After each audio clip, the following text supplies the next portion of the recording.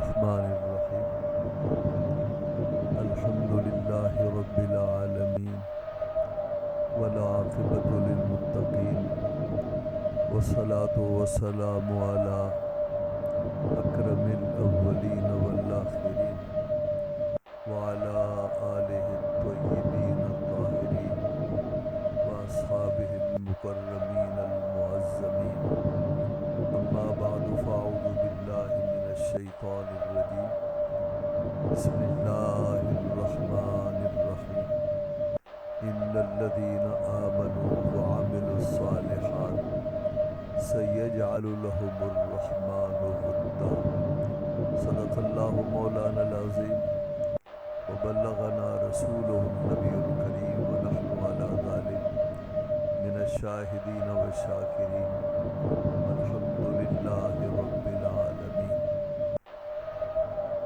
درود پاک محبت سے پڑھیں۔ اللہم صلی علی سیدنا و مولانا محمد معدن الجود والکرم والی وبارک وسلم۔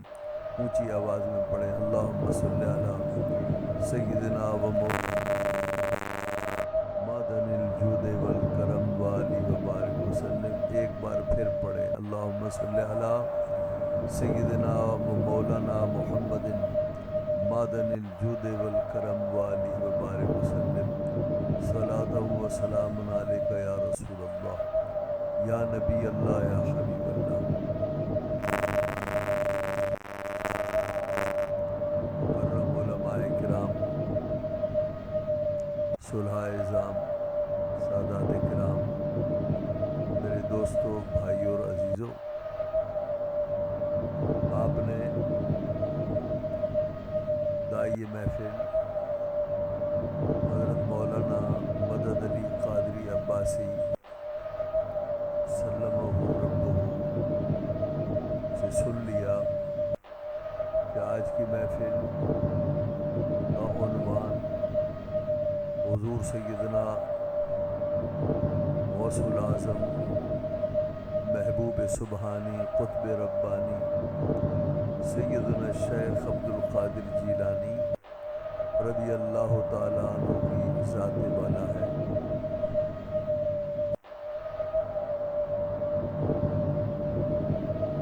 کوشش کروں گا مختصر سے وقت میں کچھ باتیں آپ کی گوش گزار کروں اور اللہ رب العزت غوثیت مآب کی روح انور کو ہم گناہگاروں کی طرف متوجہ فرمائیں۔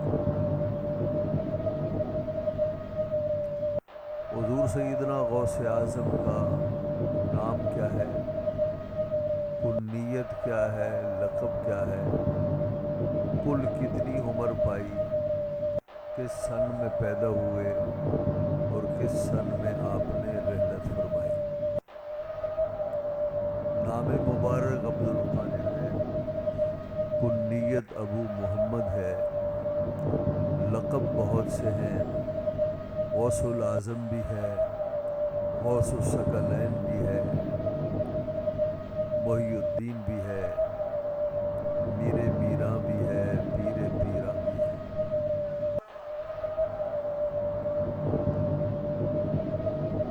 دستگیر بھی ہے۔ 91 سال کی عمر پائی۔ ایک شاعر نے ہمیں سمجھانے کے لیے اور ان چیزوں کو محفوظ کرنے کے لیے ایک شعر میں سیدنا غوث اعظم کی کل عمر، آپ کا سن پیدائش اور سن وفات ایک شعر میں قلم بند کیا، اور علم العادات سے انس رکھنے والے لوگوں کے لیے یہ بہت بڑا تحفہ ہے۔ وہ فرماتے ہیں سنینش کامل، سنینش کامل و عاشق تولد، وصالش داں ز معشوق الہی۔ سنینش کامل و عاشق تولد وصالش داں زے معشوق الہی۔ اگر آپ یہ چاہتے ہیں کہ آپ نے کل عمر عزیز کتنی پائی، وہ فرماتے ہیں لفظ کامل کے اعداد نکالو، اور کوئی چاہے یہ معلوم کرنا کہ آپ کی ولادت کب ہوئی تو فرمایا وہ لفظ عاشق میں غور کرے پہنچ جائے گا، اور کوئی چاہے کہ آپ کا وصال کب ہوا تو معشوق الہی کے اعداد میں غور کرے تو وہاں تک پہنچ جائے گا۔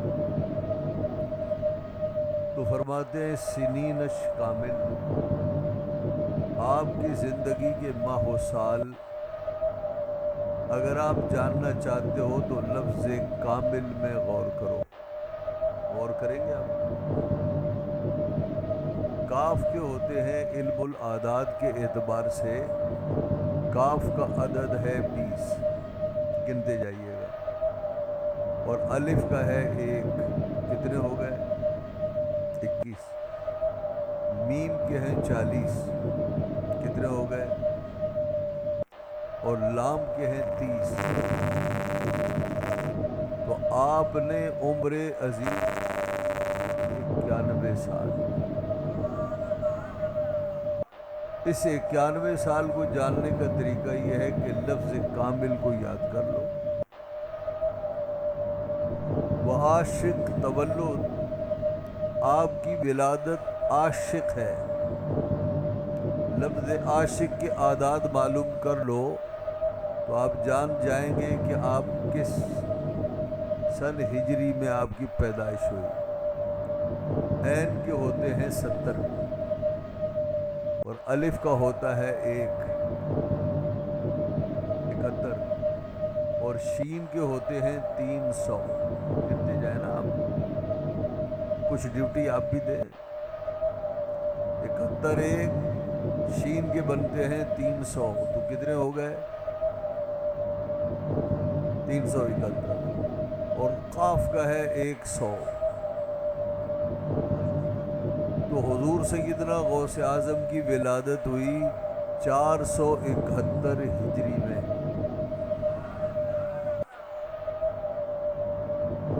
اور آپ کا وصال ہے معشوق الہی۔ ابھی سنا میم کے کتنے ہیں؟ 40۔ یہاں تھوڑا سا بھولیں گے آپ تو ذہن تیز کریں۔ میم کے ہیں 40 اور عین کے ہیں 70، کتنے ہو گئے؟ 110، اور شین کے ہیں 300، 410، اور واو کے ہیں 6، 416، اور قاف کا ہے 100، 516، الف کا ہے 1، لام کے ہیں 30،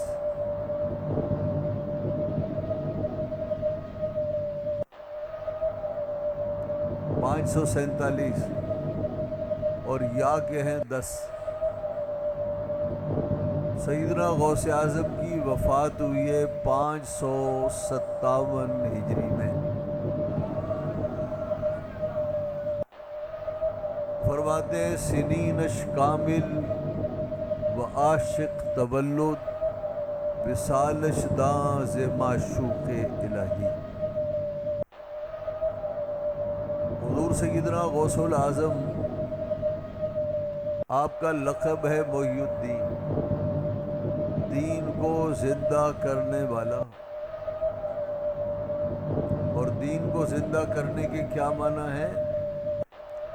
جس زمانے میں غوث اعظم تشریف لائے، اس زمانے میں اس امت کے فساق نے، فجار نے، جاہل صوفیوں نے اور زندیقوں نے دین کا نقشہ بگاڑا اور دین کو کمزور سے کمزور کیا، اور سیدنا غوث اعظم آئے اور آپ نے دین کو اصلی شکل میں پیش کیا، اور آپ نے اپنی کوششوں سے مردہ دین کو زندہ فرما دیا۔ فرماتے ہیں میں جا رہا تھا، میں جامع مسجد جا رہا تھا، جمعے کا دن تھا، تو راستے کے کنارے ایک انتہائی ضعیف، نحیف اور کمزور نوجوان مجھے لیٹا ہوا ملا اور مجھ سے کہنے لگا محی الدین مجھے اٹھاؤ۔ یہ پہلی دفعہ آپ کے کانوں نے سنا کہ آپ کو کوئی محی الدین کہہ رہا ہے۔ فرمایا میں نے ہاتھ بڑھایا کہ میں اسے پکڑوں اور اسے اٹھاؤں۔ میرا ہاتھ جب اس کے ہاتھ میں گیا تو اس کے بدن کی قوت بڑھتی گئی، توانائی بڑھتی گئی، اس کی نگہت، اس کی جسم کی رنگت، مرجھائی ہوئی شکل صحیح رنگ پانے لگی۔ وہ جب سیدھا کھڑا ہوا تو نوجوان نظر آیا تن و من، تو مجھ سے کہنے لگا مجھے پہچانا؟ تو فرماتے ہیں میں نے آپ کو نہیں پہچانا۔ تو کہنے لگا میں آپ کے نانا جان کا دین ہوں،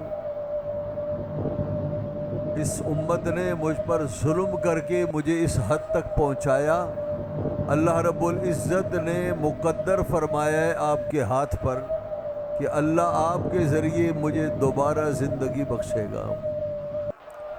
غوث اعظم فرماتے ہیں جب جامع مسجد میں پہنچا تو ہر طرف سے آواز آئی یا محی الدین یا محی الدین۔ تو آپ کا لقب ہے محی الدین، اور آپ کا ایک لقب ہے غوث الاعظم۔ غوث الاعظم کا معنی ہے بہت بڑا فریاد رس۔ ہم اہل دین، اہل سنت کے ہاں، اہل حق کے ہاں اللہ رب العزت اپنے بندوں کے ذریعے مددیں کراتا ہے۔ حقیقی فریاد رس وہ ہے، لیکن اپنے بندوں میں سے بعض جس کو چاہے اللہ فریاد رسی کی قوت عطا فرماتا ہے۔ ماں باپ اپنے بچوں کے لیے فریاد رس، استاد اپنے شاگردوں کے لیے فریاد رس، فیکٹری کا مالک مزدوروں کے لیے فریاد رس، ایسی اللہ کے نیک بندے مجھ جیسے گناہگاروں کے لیے فریاد رس۔ لیکن غوث الاعظم در حقیقت ایک منصب اور سیٹ کا نام ہے، اور وہ سیٹ ولایت کی سیٹ ہے۔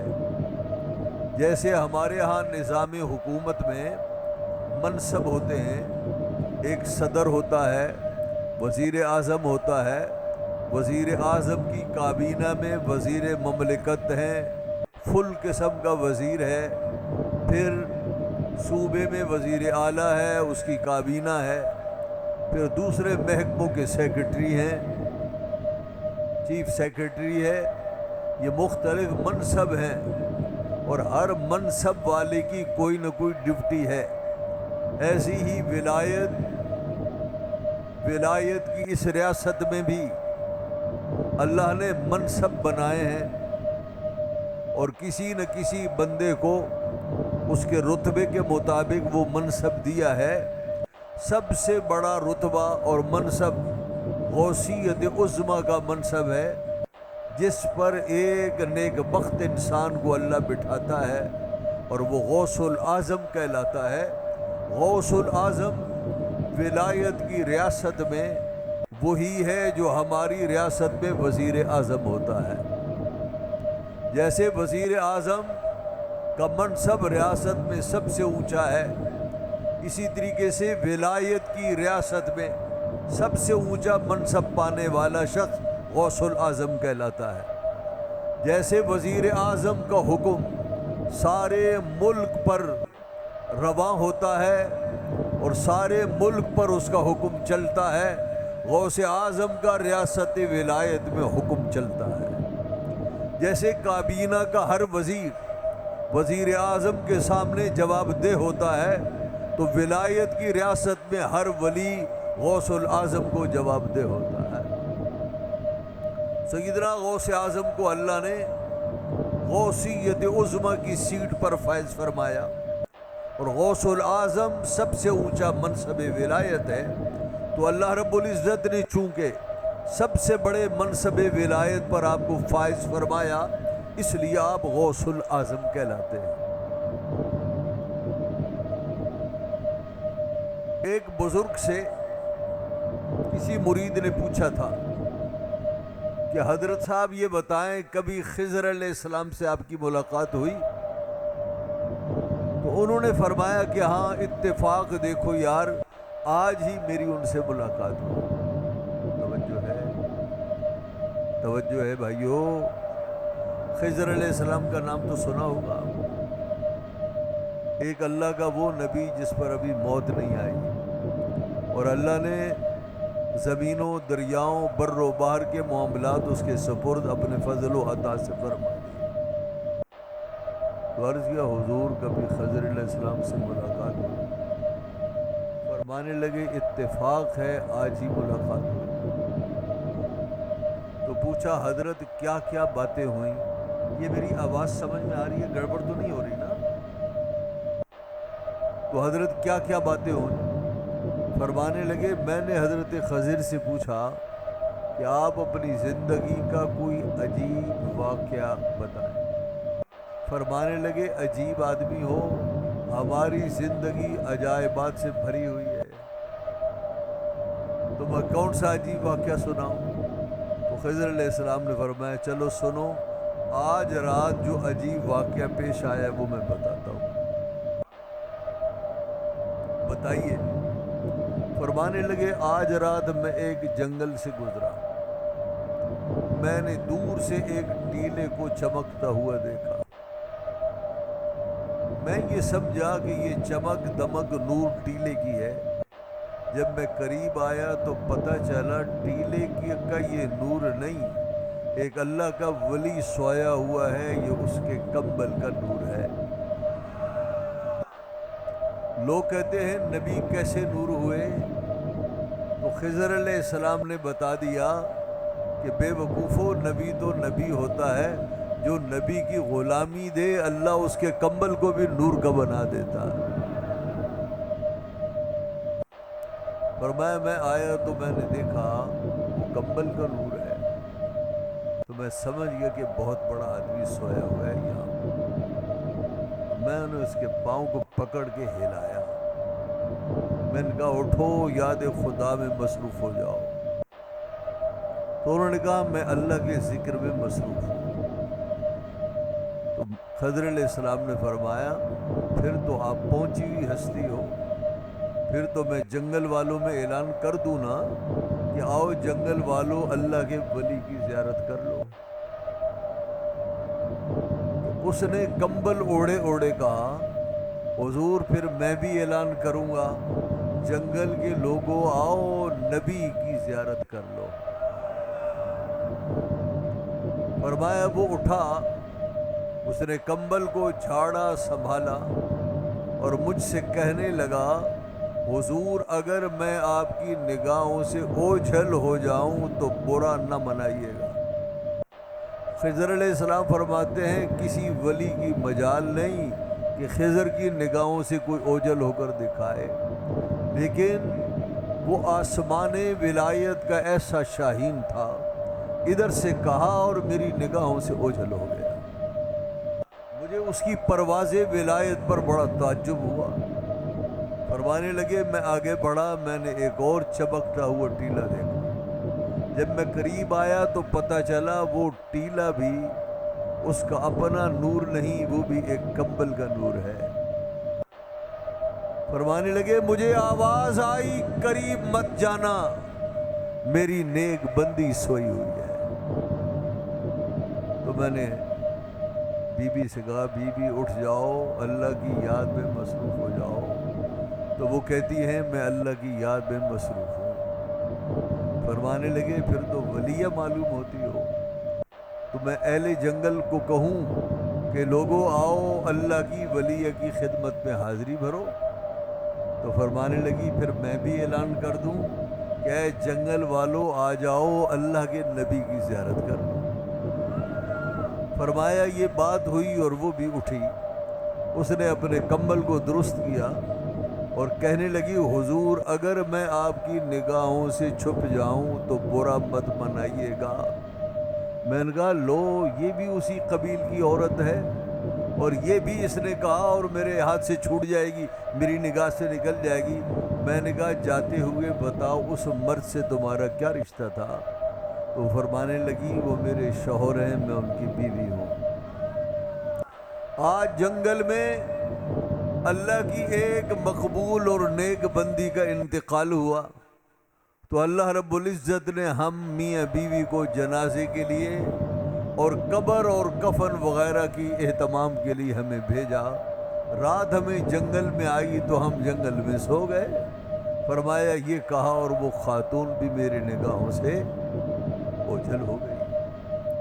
اب یہ صاحب پوچھتے ہیں حضور یہ فرمائیے جن کی روحانی قوت پرواز سے آپ اتنے متاثر ہیں کہ کوئی ولی آپ کی نگاہوں سے نہیں چھپ سکا، یہ بتائیے یہ کس منصب کے اولیاء اللہ ہیں؟ ان کا کون سا منصب ہے؟ یہ ابدال ہیں، اوتاد ہیں، افراد ہیں، کتب ہیں، کون ہیں؟ فرمانے لگے یہ اوتاد ہے، یہ افراد ہیں۔ کون ہے؟ افراد ہیں۔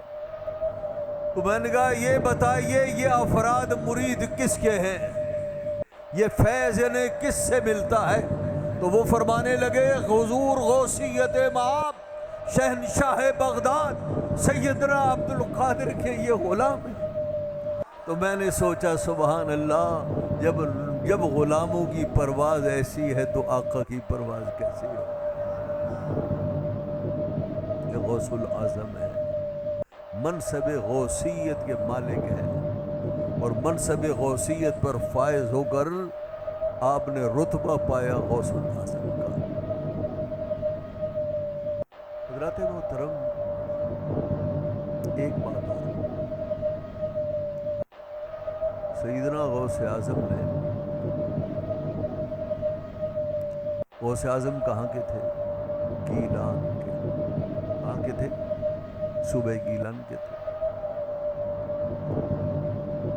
ماں کی عمر بعض روایات کے مطابق 80 برس تھی، اللہ نے آپ کے دل میں علم پڑھنے کا شوق ڈالا، ماں سے اجازت لی اور بغداد کا سفر کیا۔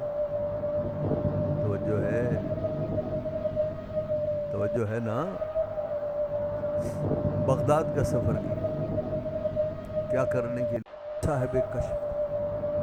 اور جب بھی میری مجلس میں آتا کشف کی نئی نئی باتوں سے گریں اٹھاتا اور اس دن جو واقعہ پیش آتا وہ بتا دیتا اور جو کل آنا ہے وہ بھی بتا دیتا۔ صاحب کشف۔ فرمایا میں 1 مہینہ ڈی جی خان میں رہا۔ میں نے پھر اسے کہا کل ہم ملتان جائیں گے، توجہ ہے نا؟ فرمایا کل میں ملتان جاؤں گا۔ لانگا فقیر نے کہا آپ ملتان جائیں گے تو میں بھی جاؤں گا۔ تو آپ نے فرمایا تم بھی چلنا۔ اب ذرا سنیں، تو ڈی جی خان گیا ہے آپ میں سے؟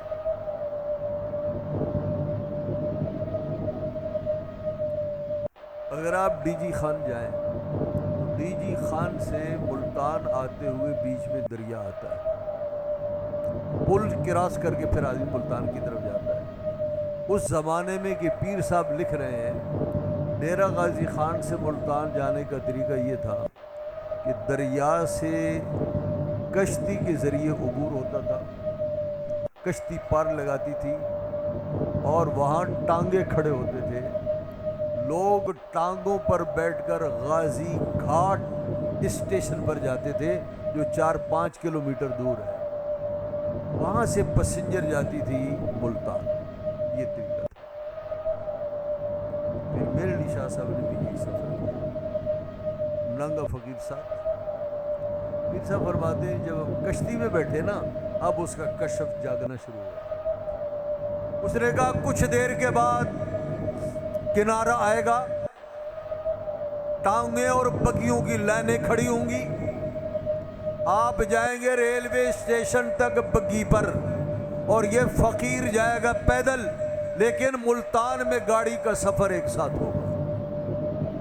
پیر پیر صاحب نے فرمایا میں نے کبھی اس کے کشف کو رد کرنے کی کوشش نہیں کی، اب میرے دل میں خیال آیا میں اس کے کشف کو توڑوں گا۔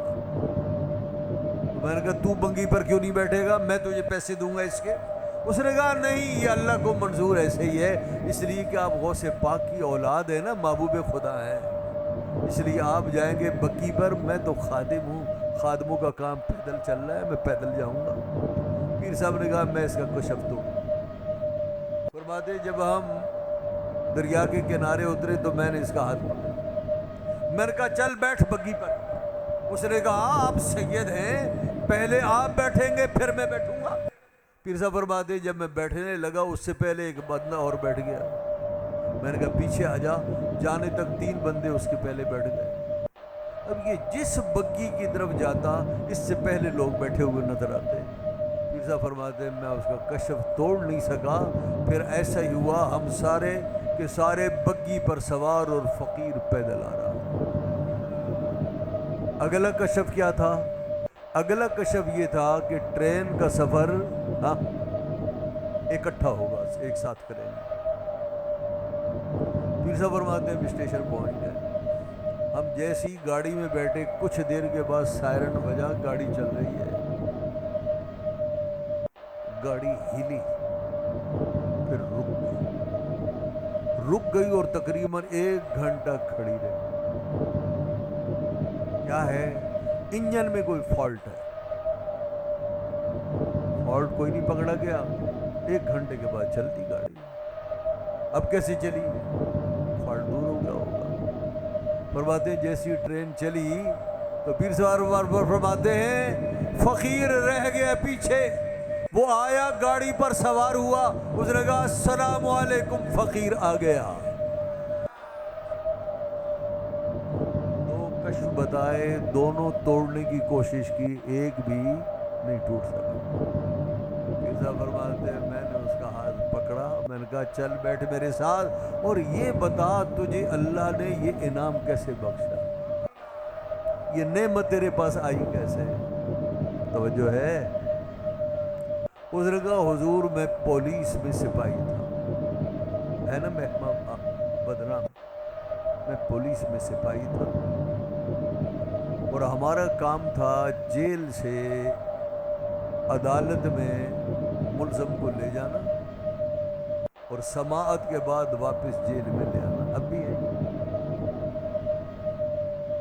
تو کہنے لگے میں اور ایک میرے ساتھی تھا، ہم دونوں سپاہی ایک ملزم کو لے کر جا رہے تھے کورٹ میں، راستے میں قبرستان آیا تو ایک ٹوٹی پھوٹی قبر تھی، تو شخص نے کہا مجھے فاتحہ پڑھنے دو، نے فاتحہ پڑھی، لمبی دعا مانگی، تو میں نے چڑھ کر کہا خدا کے بندے اس قبر سے تجھے ملے گا کیا؟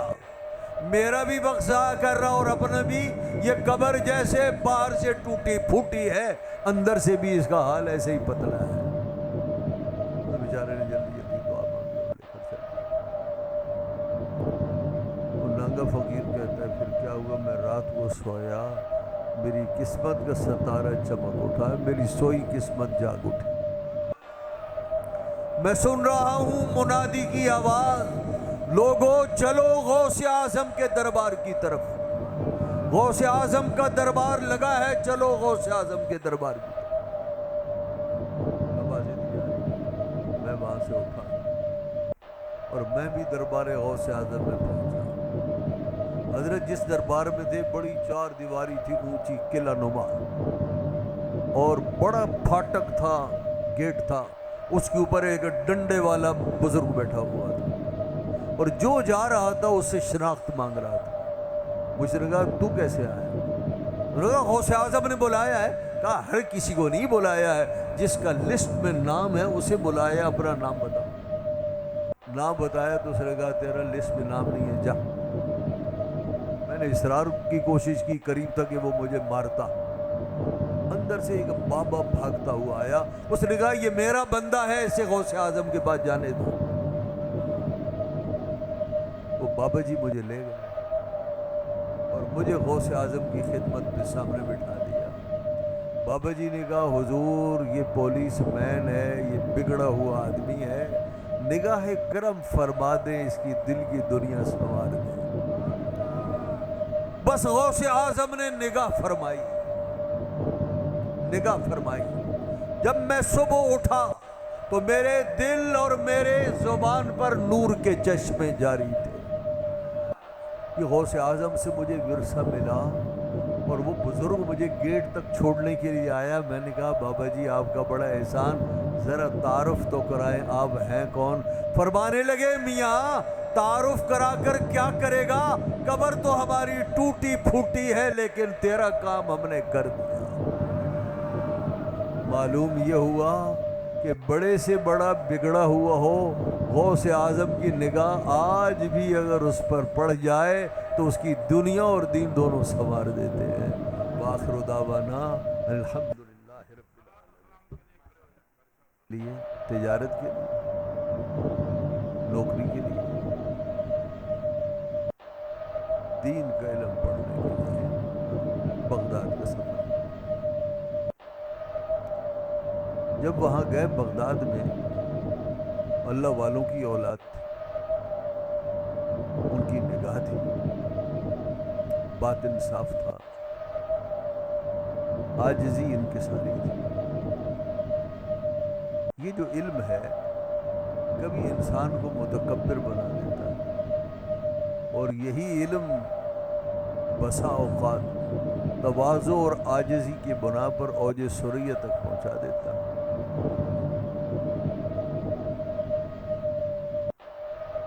ان دنوں بغداد میں ایک بزرگ رہتے تھے، انہیں دنیا غوث کہتی تھی۔ کیا کہتی تھی؟ غوث کہتی تھی۔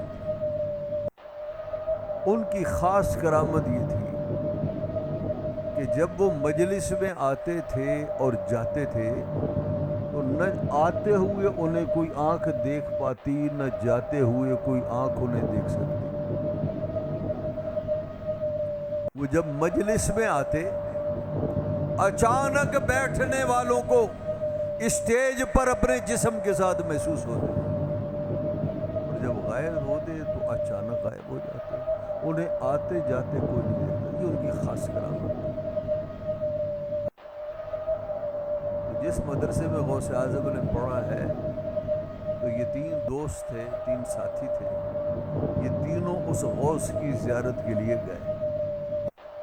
ایک طالب علم کا نام تھا عبد القادر، دوسرے کا نام تھا عبید اللہ، اور تیسرے کا نام تھا ابن سقا۔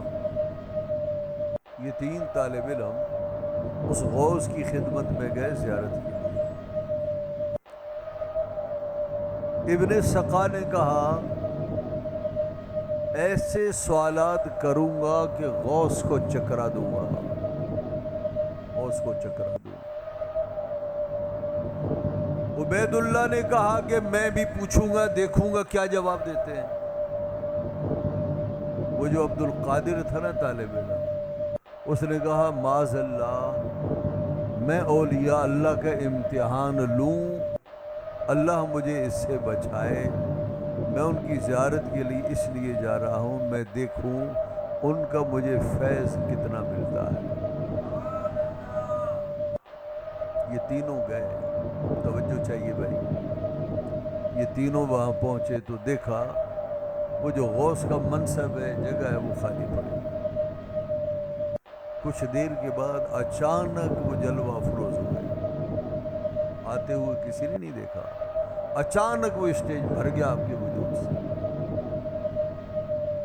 غضبناک نگاہوں سے ابن سقا کو دیکھا، فرمانے لگے ابن سقا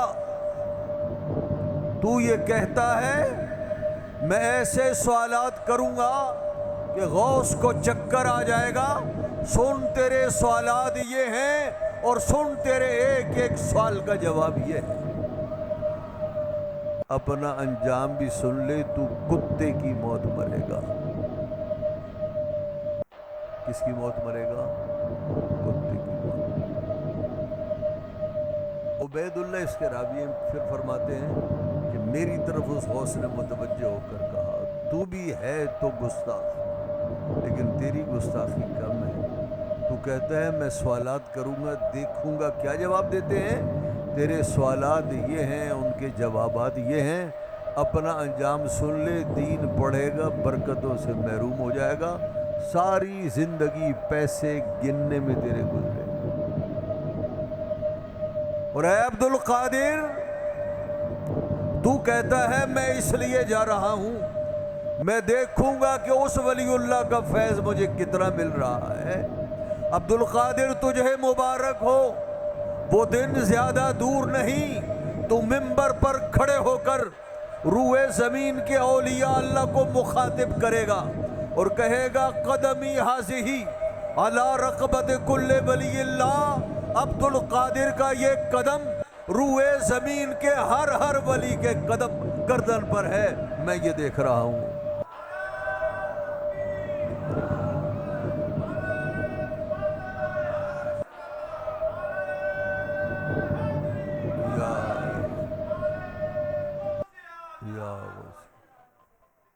عبید اللہ کہتے ہیں اب سنو، جس کے بارے میں اس غوث نے پیش گوئی کی، میں اس کا گواہ ہوں۔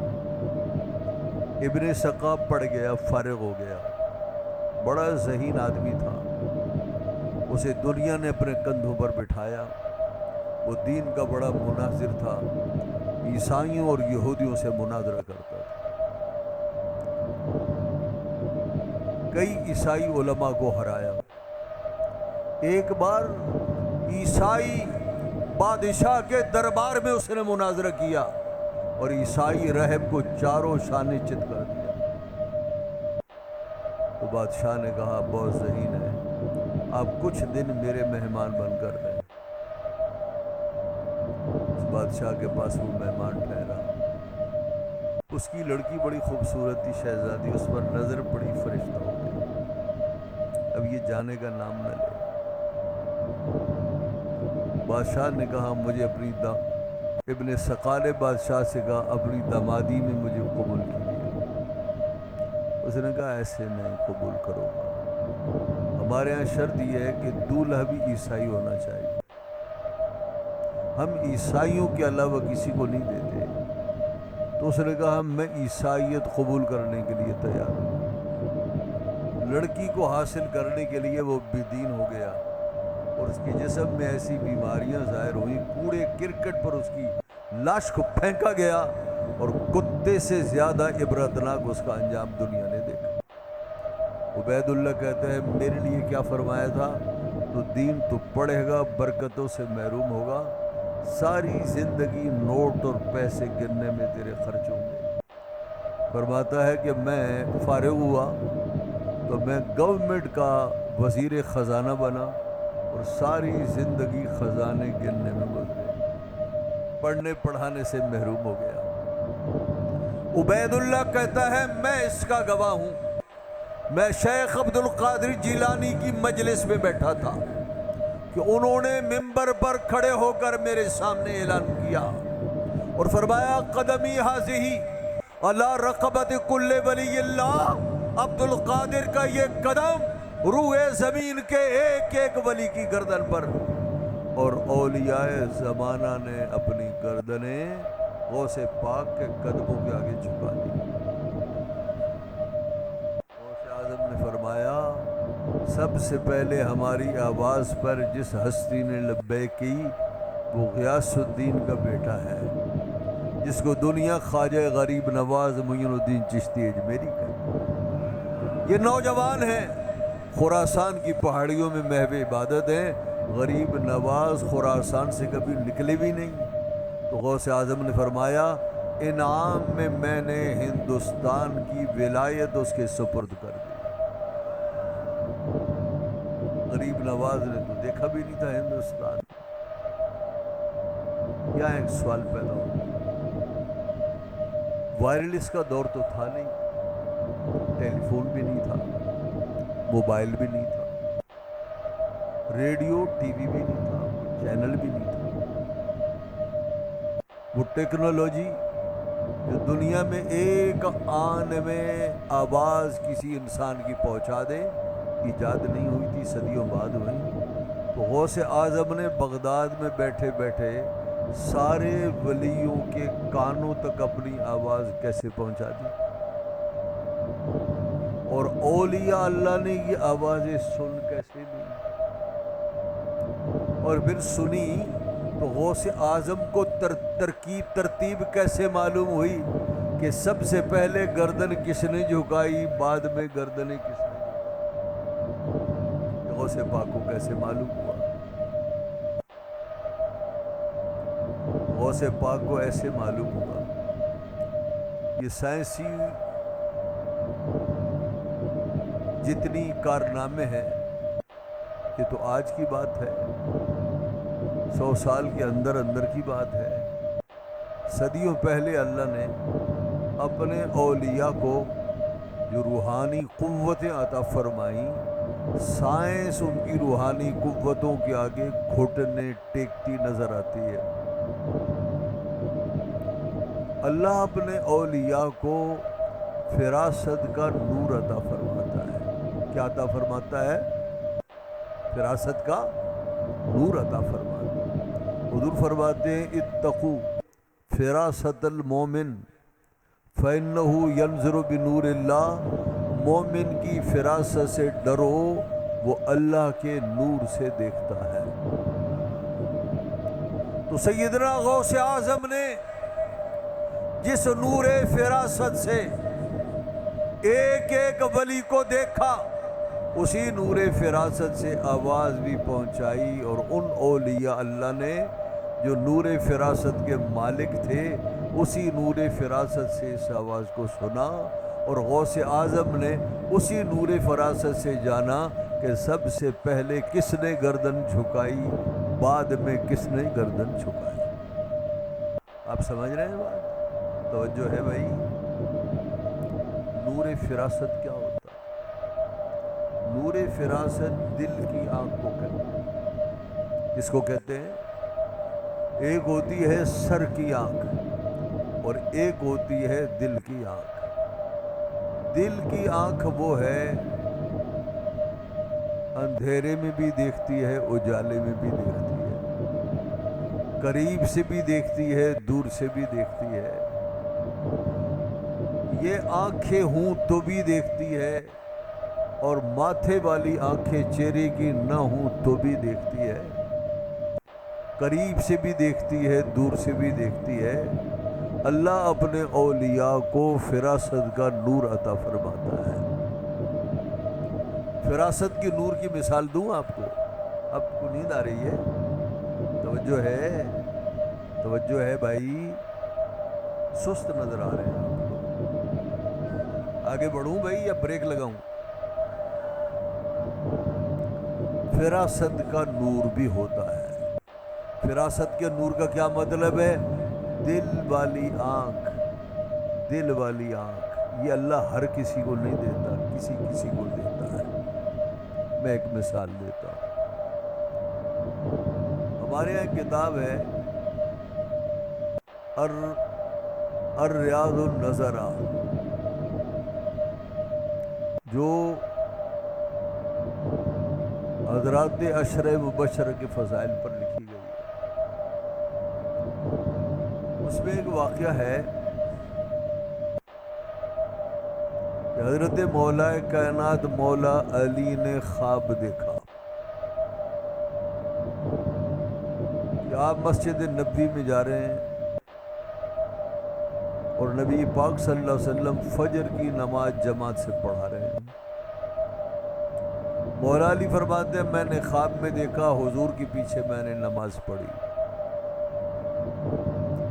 اور جیسی حضور نے سلام پھیرا آپ نے دیوار قبلہ سے پیٹھ لگا دی، بیٹھ گئے۔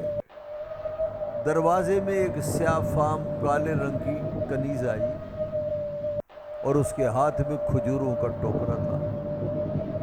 وہ آ کر عرض کرنے لگی یا رسول اللہ، یہ کھجوروں کا ٹوکرا حضور کی نظر ہے، آپ اپنے اصحاب میں تقسیم فرمائیے۔ تو حضور نے فرمایا علی ابن ابی طالب کہاں ہے، کھڑا ہو جائے۔ مولا علی فرماتے ہیں میں کھڑا ہوا۔ حضور نے اس ٹوکرے سے ایک کھجور اٹھائی، فرمایا علی منہ کھول۔ مولا علی فرماتے ہیں میں نے منہ کھولا، حضور نے اپنے دست کریم سے وہ کھجور میرے منہ میں ڈالی۔ فرمایا پھر ہمارے آقا اور مولا صلی اللہ علیہ وسلم کا ہاتھ اس کھجور کے ٹوکرے کی طرف بڑھا، حضور نے پھر ایک کھجور اٹھائی اور فرمایا علی منہ کھول۔ میں نے منہ کھولا، فرمایا میں نے 2 کھجوریں کھائیں۔ تو حضور نے فرمایا یہ علی لے ٹوکرا اور میرے اصحاب میں تقسیم کر دو۔ مولا علی فرماتے ہیں جب آنکھ کھولی تو فجر کا وقت تھا، میں نے وضو کیا، میں مسجد نبوی کی طرف گیا۔ یہ زمانہ تھا امیر المومنین فاروق اعظم کا۔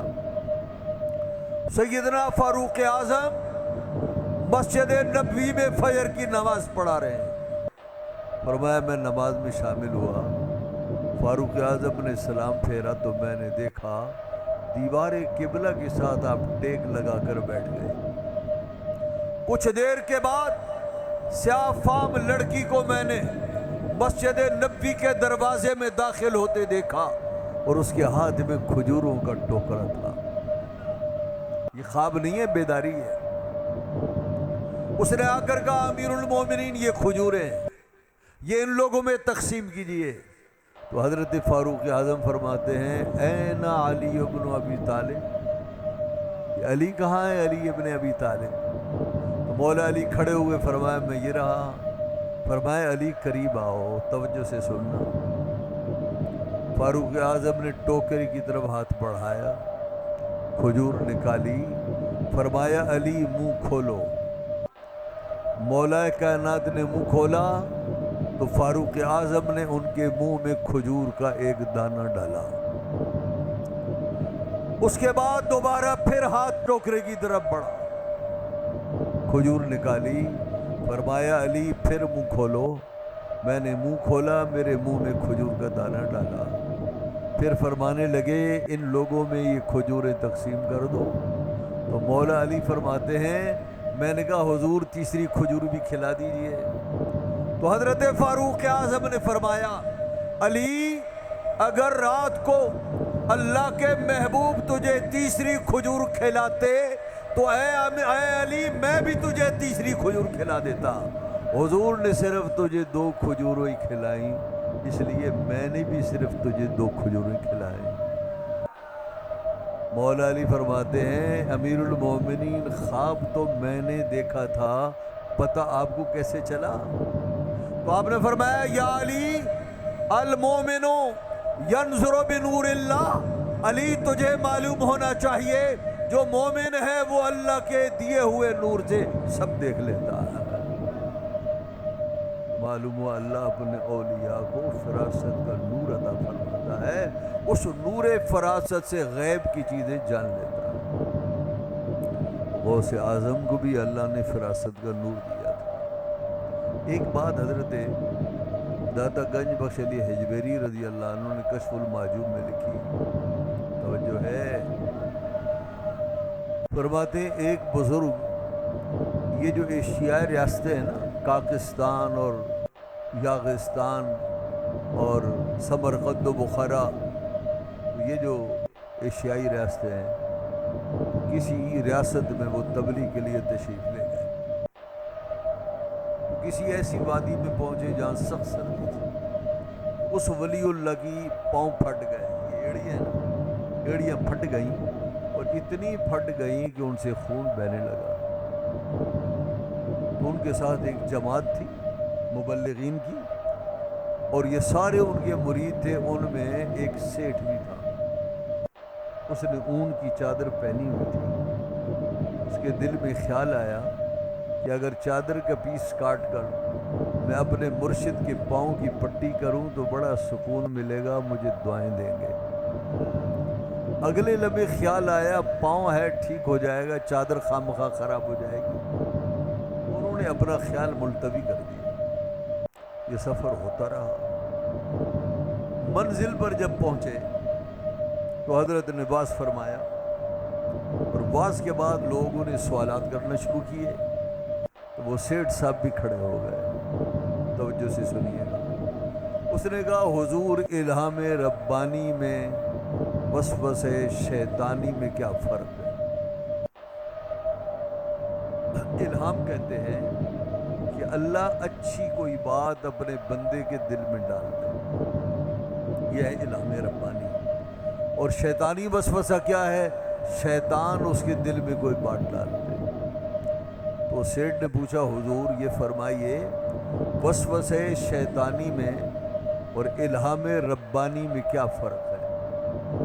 اس بزرگ نے کہا، فرمایا فرق یہ ہے فلاں وادی میں جب ہمارے پاؤں سردی سے پھٹ گئے اور خون ان سے بہنے لگا، اور وہ جو تیرے دل میں یہ خیال آیا کہ اونی چادر کاٹ کر اپنے مرشد کی پاؤں کی پٹی کروں گا، ان کے پاؤں کو سکون بھی ملے گا، ان کے دل سے دعا بھی نکلے گی، فرمایا یہ ہے الہام ربانی۔ اور وہ جو تیرے دل میں خیال آیا چادر خراب ہو جائے گی، یہ ہے وسوسہ شیطانی۔ آپ کی سمجھ شریف میں آئی بات؟ تو یہ ہے اللہ اپنے اولیاء کو کیا عطا فرماتا ہے؟ نور فراست عطا فرماتا ہے۔ تو غوث اعظم کی شان تو اولیاء میں بہت بلند ہے نا، تو اللہ نے انہیں کس شان کا نور فراست دیا ہوگا؟ اعلیٰ حضرت امام اہل سنت امام احمد رضا بریلوی رضی اللہ عنہ نے اس حدیث کو لے کر ایک مقام پر لکھا، یہ حدیث ایک عیسائی عالم نے سنی پڑھی، اس سے بڑا تعجب کہ کیا نور فراست ایسی چیز ہے جو اللہ اپنے بعض اولیاء کو عطا فرماتا ہے، اور اس نور فراست سے وہ ولی غیب کی چیزوں کو حاصل کر لیتا۔ یہ جاننا چاہیے، معلوم کرنا چاہیے۔ وہ جو حدیث ہے نا اسے بالکل تیر کی طرح لگی۔ اس نے پھر کیا کیا؟ اس نے بھیس بدلا۔ عیسائی راہب تھا، عالم تھا، اس نے بھیس بدلا۔ بھیس کیا بدلا؟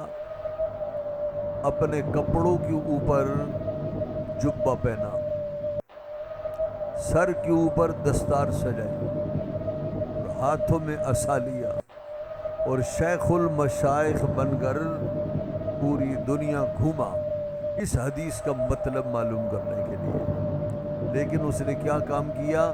کپڑوں کے نیچے زنار کی ڈور بھی باندھی۔ زنار ایک دھاگا ہے جو عیسائیوں میں، یہودیوں میں اور ہندوؤں میں ایک ڈور ہے، دھاگا ہے، جو اس کندھے سے مثلا نکالا، بغل کے نیچے ڈال کر واپس لا کر گیٹھان ڈالا، یہ ان کا مذہبی شعار ہے۔ ہمارے فقہاء نے لکھا جس نے زنار باندھا وہ کافر ہو گیا۔ تو وہ جو عیسائی راہب تھا اس نے زنار باندھا نیچے، اسے چھپا دیا کپڑوں سے، کپڑوں کے اوپر پہنا جبہ، جبے کے اوپر دستار، ہاتھ میں عصا۔ تو وہ جو کفر ہے اسے چھپا رہا ہے۔ وہ کوفہ اور بصرہ گیا، بغداد گیا، سمرقند و بخارا گیا، ایک ایک ولی اور صوفی کا اس حدیث کے ذریعے امتحان لیا۔ کوفہ گیا، اس نے پوچھا یہاں کوئی اولیاء اہل بصیرت؟ لوگوں نے بتایا۔ ہر خانقاہ میں گیا اور جا کر کہنے لگا حضور والا یہ کیا حضور کی حدیث ہے، اتقوا فراست المومن فإنہ ینظر بنور اللہ؟ تو وہ ولی کہتا ہاں یہ حضور کی حدیث ہے۔ وہ فرماتا ہے اس کا مطلب کیا ہے؟ وہ پوچھتا ہے اس کا مطلب کیا ہے؟ تو وہ صوفی اس کا ترجمہ کر کے بتا دیتا کہ اس کا مطلب یہ ہے کہ مومن کی فراست سے ڈرو، وہ اللہ کے نور سے دیکھتا ہے۔ پھر وہ پوچھتا کہ کیا واقعی دیکھتا ہے؟ کہتا ہاں واقعی دیکھتا ہے۔ یہ ہنس کے مسکرا کے آگے چلا جاتا۔ وہ کہتا ہے اسے میرا چھپا ہوا کفر تو نظر نہیں آ رہا، یہ نور فراست کہاں سے ملا؟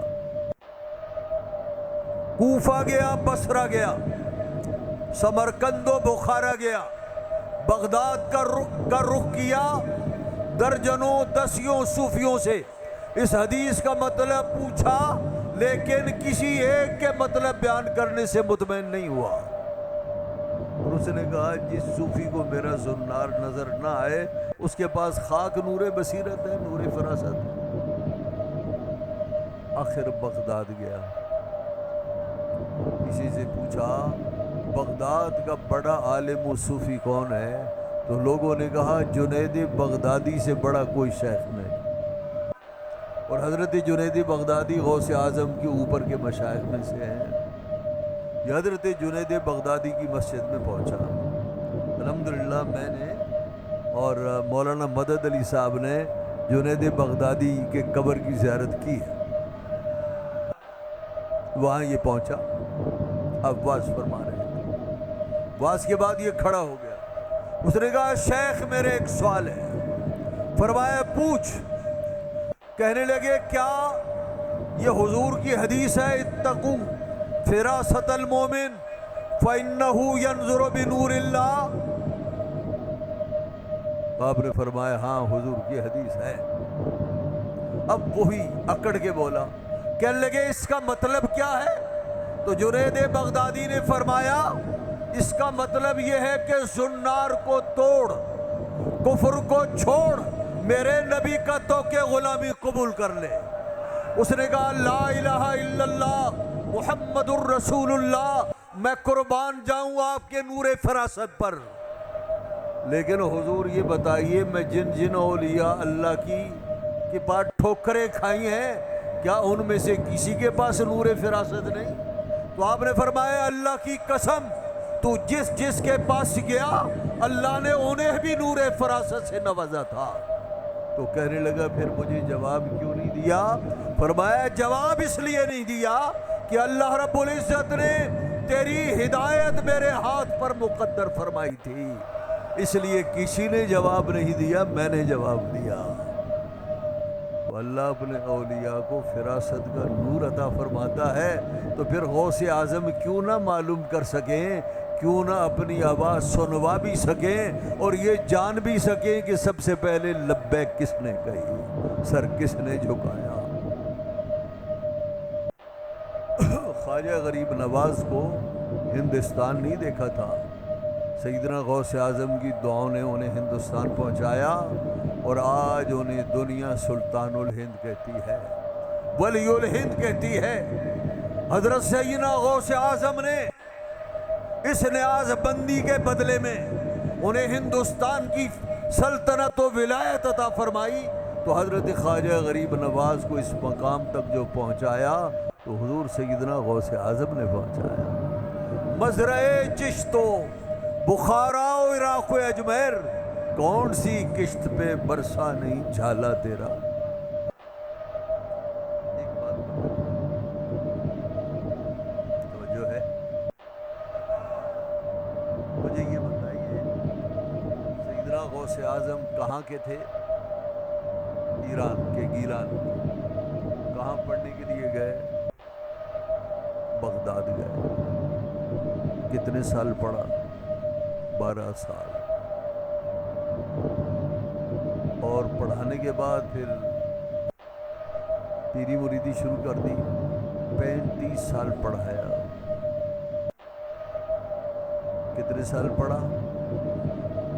12 سال پڑھا، 35 سال پڑھایا، کل کتنے ہو گئے؟ 47 سال ہو گئے۔ میں آپ سے پوچھتا ہوں سیدنا غوث اعظم کیوں مولوی بننے گئے تھے، ملا بننے گئے تھے؟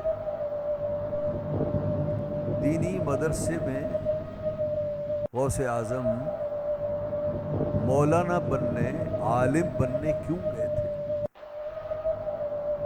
اور عجب نہیں ہے، تعجب کی بات کہ ماں ہے 80 سال کی بوڑھی، ماں نے بھی نہیں کہا بیٹے دور جانے کی کیا ضرورت ہے، یہیں گیلان میں پڑھ لو، بلکہ ماں یہ کہتی بیٹے تجھے ملا بننے کی کیا ضرورت ہے، تو اولیاء اللہ کی اولاد ہے.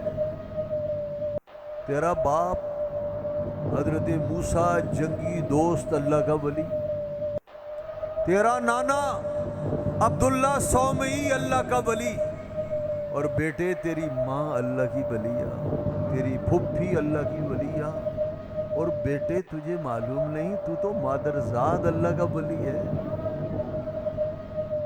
تو رمضان کی پہلی تاریخ کو پیدا ہوا، تو نے کبھی میرا سینہ نہیں لیا رمضان میں دنوں میں، اور جب دوسرا سال آیا لوگوں میں اختلاف ہوا کہ چاند نظر آیا یا نہیں آیا.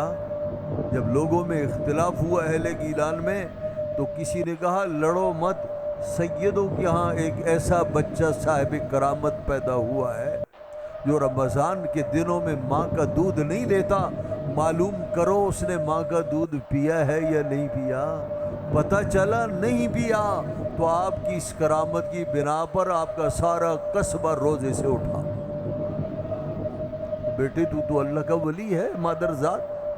غوث اعظم سے پوچھا گیا حضور آپ کو کب سے معلوم ہے کہ آپ اللہ کے ولی ہیں؟ فرماتے ہیں میں چھوٹا بچہ تھا، مکتب میں استاد کے پاس پڑھنے جاتا تھا. اگر میں کبھی کلاس میں دیر سے پہنچتا اور جگہ نہ ملتی، میں اپنے آگے فرشتوں کو بڑھتے ہوئے پاتا اور یہ آواز سنتے ہوئے پاتا، بچوں جگہ دو اللہ کا ولی آ رہا ہے. اس روز سے میں نے سنا کہ میں اللہ کا ولی ہوں. تو یہ شہزادہ کون ہے؟ مادرزاد اللہ کا ولی. باپ ہے اللہ کا ولی، نانا اللہ کا ولی، ماں اللہ کی ولی. تو ماں کیوں نہیں کہتی کہ بیٹے تو اولیاء اللہ کا بیٹا ہے، مادرزاد ولی ہے؟ کیوں مولوی ملا بنتا ہے؟ اپنے باپ کی مسند پر بیٹھ جا، پیری مریدی کر، لوگوں کو رشد و ہدایت کا سامان پہنچا. توجہ کر رہے ہیں؟ غوث اعظم کی ماں نے کیوں نہیں کہا؟ یہ سوال سمجھ میں آیا آپ کو؟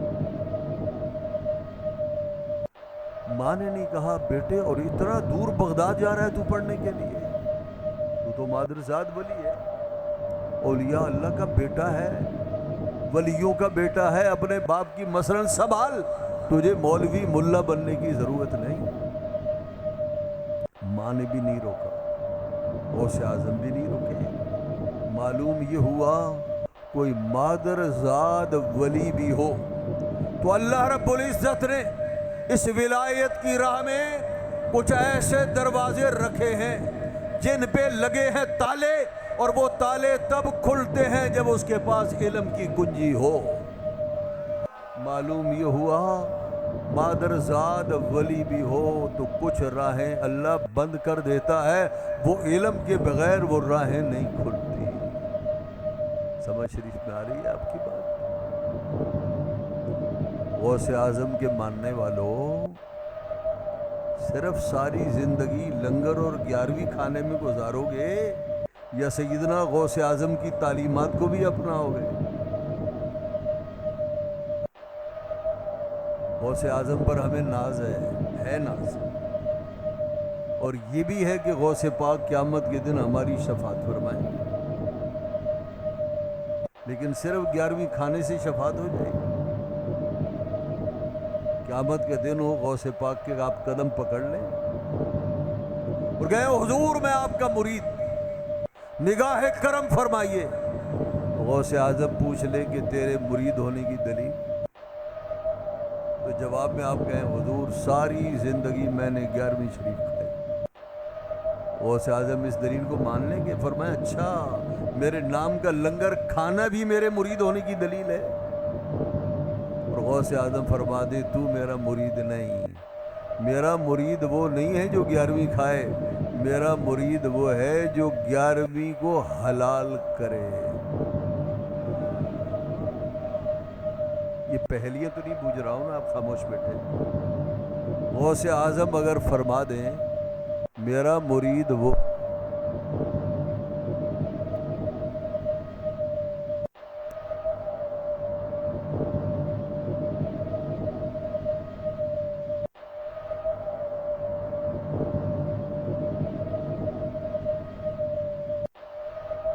नक्शे कदम पर चले और मेरी तालीमात को अपने सीने से लगाए। ये बता, कोई अपना बेटा तालिब इल्म बनाया, दीन के रास्ते पर छोड़ा? मैंने तो 37 साल तक दीन की खिदमत की। बता, तूने अपने कितने बच्चों को दीन की राह में लगाया? तूने खुद कितना इल्म पढ़ा? कभी मेरी किताबें पढ़ी? किताबों के नाम आते हैं तुझे? तो बताए, हमारे पास होगा कोई जवाब? आज आसानी के साथ इल्म और उलमा की तरदीद करते हुए हम कहते हैं कि ये मुल्ला है। तो अगर मुल्लाइयत और मौला बनना बुरा है तो फिर गौसे आज़म फिर क्या कहलाएंगे? इसलिए कि गौसे आज़म भी उसी रास्ते पर है जिस रास्ते पर ये उलमा है। दीन का इल्म पढ़ना बुरी बात नहीं। बुरी बात होती तो गौसे आज़म दूर का सफ़र करके आलिम बनने के लिए न जाते। सैयदना गौसे आज़म को क्या मिला इल्म पढ़कर? फरमाते हैं, दरस्तुल इल्मा हत्ता सिरतु कुतबा, मैंने दीन का इल्म पढ़ा, अल्लाह रब्बुल इज़्ज़त ने उसकी बरकत से मुझे कुतुबुल इरशाद बना दिया। ये मनसब जहालत में नहीं मिलते। आज दीन को बिगाड़ने में हमारे जाहिल पीरों का बड़ा किरदार है। गौसे आज़म के तरीके पर नहीं, इसलिए कि गौसे आज़म तो बड़े आलिम थे। हुजूर सैयदना गौसे आज़म जैसा उस जमाने में न पीर था न उन जैसा आलिम रब्बानी था। इल्म ज़ाहिर में भी उनका कोई हमसर नहीं था और इल्म बातिन में भी उनका कोई मद्दे मुकाबिल नहीं था। गौसे आज़म पहले क्या बने? मौलाना, और उसके बाद बने पीरो मुर्शिद। और हमारे यहाँ पहले दिन से बाप फौत हो गया, अगले दिन दस्तारबंदी हो गई, एक लम्हे में जाहिल पीर वलीउल्लाह बन गया। है ना रोने का मकाम?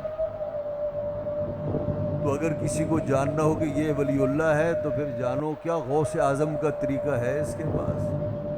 क्या इसने दीन का इल्म पढ़ा है? इसने दीन का इल्म पढ़ाया है? दीन की क्या खिदमत की हैं? उसके बाद फिर हम मानेंगे गौसे आज़म के तरीके पर है तो अल्लाह का वली है। तो गौसे आज़म के मानने वालों, अपने बच्चों को दीन का इल्म पढ़ाओ। दीन का इल्म दुनिया की तरक्की से नहीं रोकता। दीन का इल्म पढ़ेंगे, फिर बच्चे को दुनिया की किसी लाइन में डालेंगे तो इंशाअल्लाह उल अज़ीज़ उसकी बरकतें और ज़्यादा होंगी। तो दीन का इल्म पढ़ें, दीन का इल्म पढ़ाएं, और अगर ये भी तौफीक नहीं तो कम से कम दीन के तालिब इल्मों की खिदमत करें, मदारिस दीनिया की सरपरस्ती करें। इसलिए कि ये वही मदारिस हैं जो वो फैज़ लुटा रहे हैं जिस मदरसे ने फैज़ लुटा कर अब्दुल कादिर जीलानी को गौसुल आज़म बनाया। इसलिए इल्म और उलमा की मुखालफत मत करो। इल्म और उलमा की मुखालफत करने वाला, उसका ताल्लुक़ गौसे आज़म से एक धेले जितना भी नहीं। गौसे आज़म का मुरीद वो होगा जैसे औलिया अल्लाह से मोहब्बत होगी, इल्म और उलमा से मोहब्बत होगी। जाहिल पीर कभी आपको मंजिल पर नहीं पहुंचा सकता, बेचारा खुद मंजिल गुम गश्ता है, खुद मंजिल से दूर है। हज़रत मोहतरम बड़े ऊंचे मकाम के मालिक हैं गौसुल आज़म आला हज़रत इमाम अहले सुन्नत ने हुज़ूर सैयदना गौसे आज़म के मनाक़िब व फ़ज़ाइल में एक अज़ीम व शान मनक़बत लिखी है। मैंने कम से कम उर्दू ज़ुबान में ऐसी मनक़बत नहीं देखी। गौसे आज़म को फरमाते हैं, वाह क्या मर्तबा ए गौस है बाला तेरा, ऊंचे ऊंचों के सरों से कदम आला तेरा, और सर भला कोई क्या जाने के है कैसा तेरा, और औलिया मलते हैं आंखें वो है तलवा तेरा।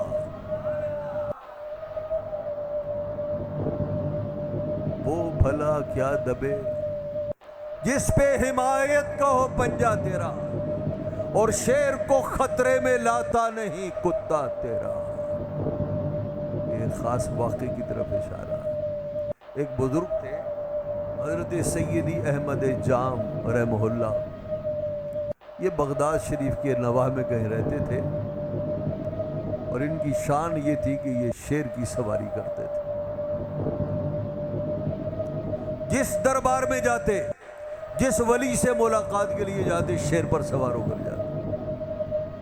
غوث اعظم کے بارے میں اتنا معلوم تھا کہ یہ بھی ولی اللہ ہے، لیکن کتنی شان بلند ہے انہیں معلوم نہیں تھا۔ معلوم ہوتا تو سر کے بل چل کر بغداد میں حاضری دیتے۔ وہ شیر پر سوار ہو کر دربار غوث اعظم میں پہنچے، اور انہوں نے لنگر خانے کے لوگوں سے کہا، جاؤ اپنے پیر کو بلاؤ اور اسے کہو ہماری مہمانی پیش کرے اور ہماری سواری کی خدمت بھی کرے۔ پہلی دفعہ کسی ولی اللہ کو انہوں نے شیر پر سوار ہوتے دیکھا، رعب پڑ گیا۔ غوث اعظم کے خدمت میں عرض کیا، حضور تو بڑا زبردست دبنگ قسم کا ولی آیا ہے، وہ کہہ رہے ہماری مہمانی دو، ہمارے شیر کی مہمانی دو۔ غوث اعظم مسکرائے، فرمایا ہاں ہم جانتے ہیں۔ ان سے کہو ہم آپ کی مہمانی جانتے ہیں، یہ بتا دو آپ کے شیر کی کیا خدمت کی جائے۔ تو اس بزرگ نے کہا، ہمارا شیر وہ روزانہ ایک گائے کا بچہ کھاتا ہے، بچڑا، بچیا کھاتا ہے۔ غوث اعظم نے فرمایا، بچیا کو چھوڑو، ہمارے لنگر خانے کی گائے کھولو اور ان کی سواری کی خدمت میں پیش کر دو۔ غوث اعظم کے لنگر خانے سے، وہ لنگر خانہ میں نے دیکھا ہے، اس باڑ کو دیکھتا ہوں نا، مجھے حضرت یہ قصہ یاد آیا۔ آج بھی اس باڑ میں بھیڑیں بکریاں آپ کو نظر آئیں گی۔ لنگر غوثیہ کے منتظم نے غوث اعظم کے لنگر سے گائے کو کھولا، کھول کر شیر کے سامنے لے جانے کے لیے اسے لے کر چل دیے۔ لنگر غوثیہ کا ایک لاغر کتا جو لنگر غوثیہ کے بچے کھچے ٹکڑوں پر پلا تھا، بہت وفادار جانور ہوتا ہے نا، وہ غوث اعظم کے لنگر کی گائے کے پیچھے پیچھے چل دیا۔ میں دیکھوں شیخ کی گائے کہاں جا رہی ہے۔ اس گائے کو شیر کے سامنے کھڑا کر دیا گیا، کتا سمجھ گیا۔ شیر پل توڑ رہا تھا کہ میں گائے پر حملہ کروں،